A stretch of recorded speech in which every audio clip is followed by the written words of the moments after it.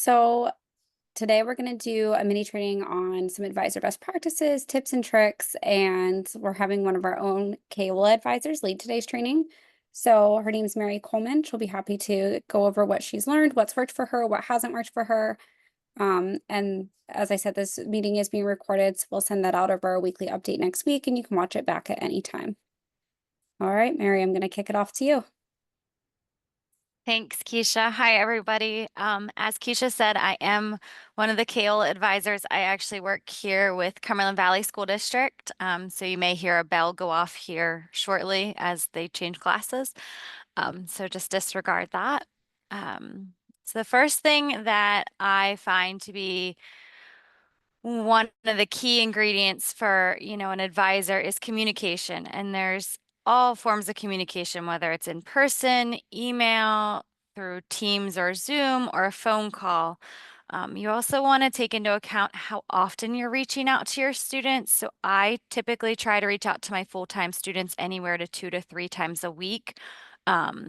Sometimes it's just their pacing and attendance numbers or a progress email, or I will reach out to them and say, hey, you're really ahead in your classes. Keep up the good work. Or if they're a little behind, I may say, I noticed you're a little behind. Is there something we can help you with? Are you struggling with the course? Do you need help? Do you need to come in?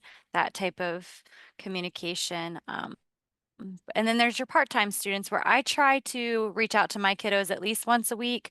But at the minimum, you probably want to reach out to them once every other week just to check in with them to see again if they're struggling, if they need any help, that type of stuff. I also going to some of the things that I do communicate to them. Like I said earlier, I do communicate their pacing number, their absent number. So if they were absent a day, or if they didn't get any absences, I let them know that. Announcements. So if the end of the marking period's approaching, I let them know that. Or if they are finished with their courses ahead of time, I let them know that their new classes have are on their dashboard, just as a way to track that so that they know if they didn't log in that day so far that they may have courses in there that they can work on.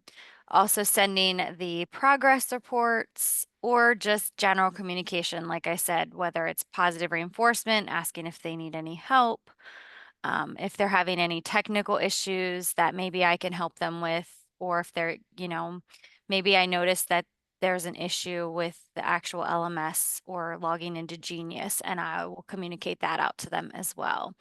And then I also have found that having templates and using bulk emails are really helpful, because then it's a standardized email that I'm sending. So I'm not sending one student one email and trying to remember how I worded it to them, where I can just use create a template.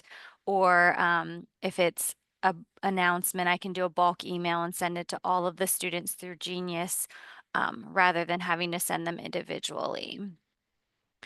Another key thing that I have found is having the students in your districts prepared. And some of the things that we do here at Cumberland Valley that has really helped our students is we actually use the Smarter Measures, which is an assessment that just tracks where your student is at and how they will their time management, to see if they're a good fit for the program. We've never turned a student away, but we've used it as a way to provide insight for the parent to say, hey, your student may have a little bit more difficulty, so you may need to help them, or we may need to have them come in the building every now and then to just make sure they're on track and everything. That way they're going into it with their eyes wide open and there's no surprises. Another thing I always recommend is doing an orientation, and things that I always cover in the orientation or the district covers is what the district's expectation for the student is. If the district has a handbook, where they can go, the students can go for help, who they can contact. So if they're having a technical issue, do they contact me? Do they contact the school? If they need help with the content, how to contact their teachers. And we also talk about the attendance policy on there so that the students really know what's expected of them when they sign up for virtual classes. And then we also make sure that the students have their devices and know how to log into them. So whether it's checking their Schoology account or checking their email accounts, just so that they know where to go and how to access everything.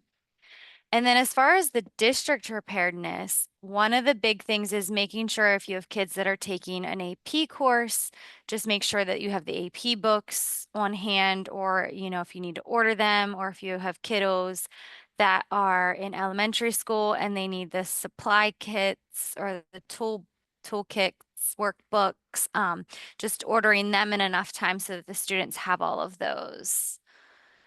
And then also having a place, if you do have students who are struggling and want to come into work, just having a place for that student and that they know where they can go if they need some help.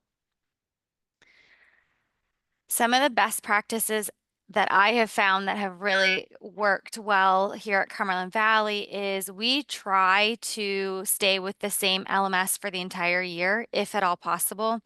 I know that sometimes situations or circumstances make it hard to do that, and you may need to switch the LMS.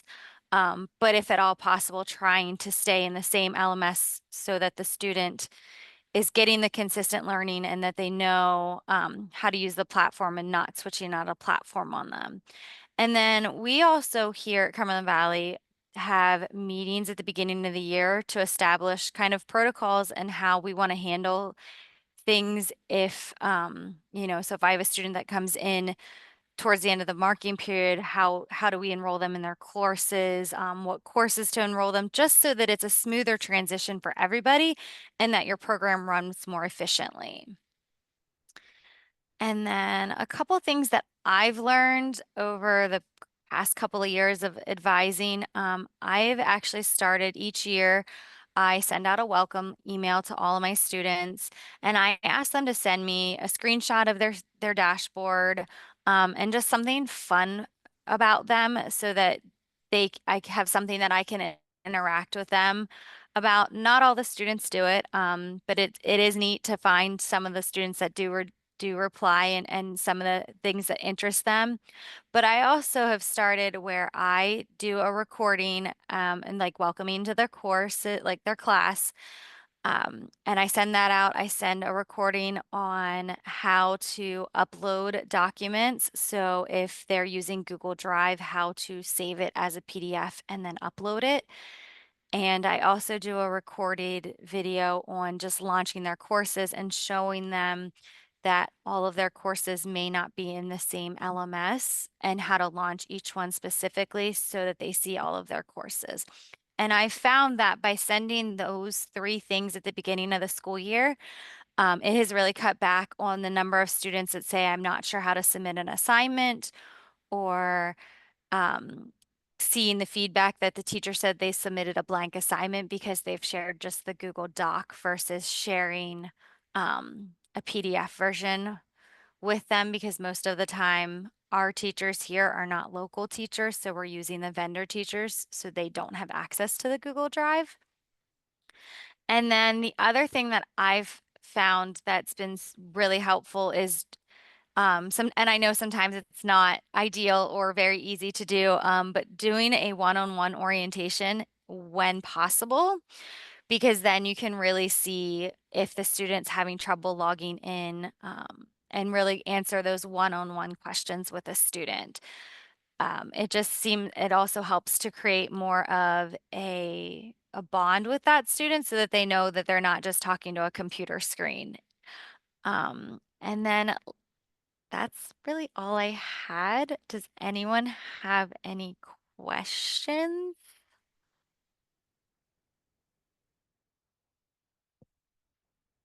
I know I went through that really fast. And if anyone does have questions on how to do a bulk email or set up a template, I'm happy to walk through that or stay on afterwards and do that as well.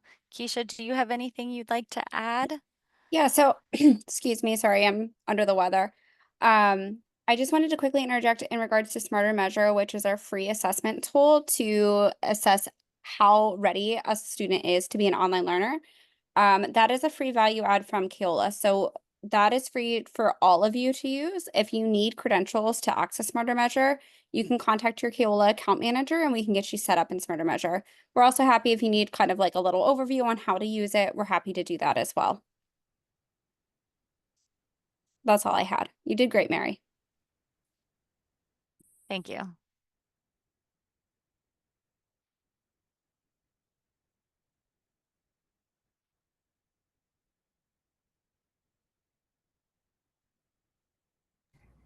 Mary, I have a question for you. I'm just wondering how long Sure. you've been in your position and how long it took you to feel like you seem like you have a really good flow of everything. And I'm brand new this year.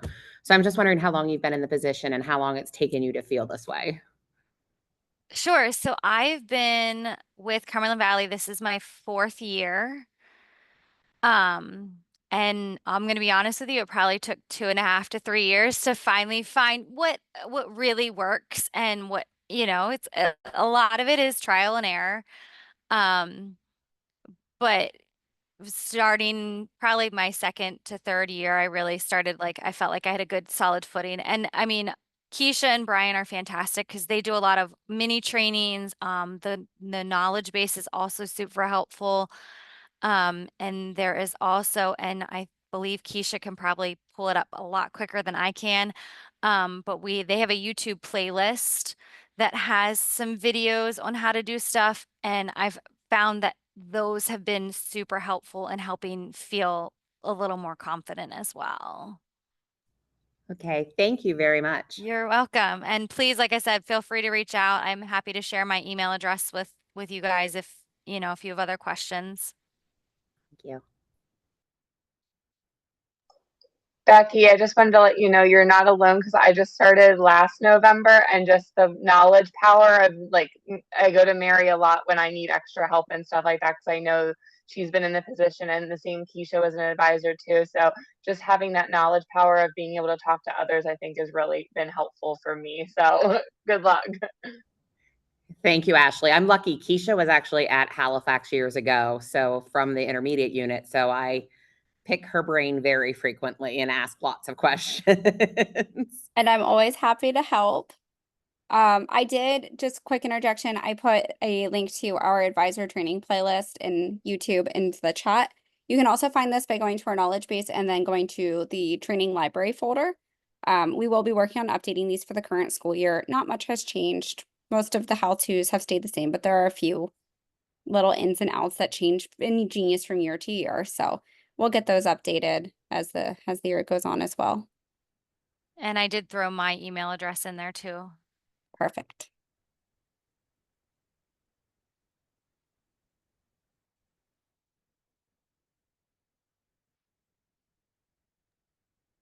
Any other questions for Mary? Well, thank you guys for attending. You guys have been great. Again, Mary's always happy to answer questions, as am I, Brian, your account managers. CAOLA is always here as a support to you. So don't hesitate to reach out. We're here to help you through it. Have a great afternoon, everybody. Thanks, everybody.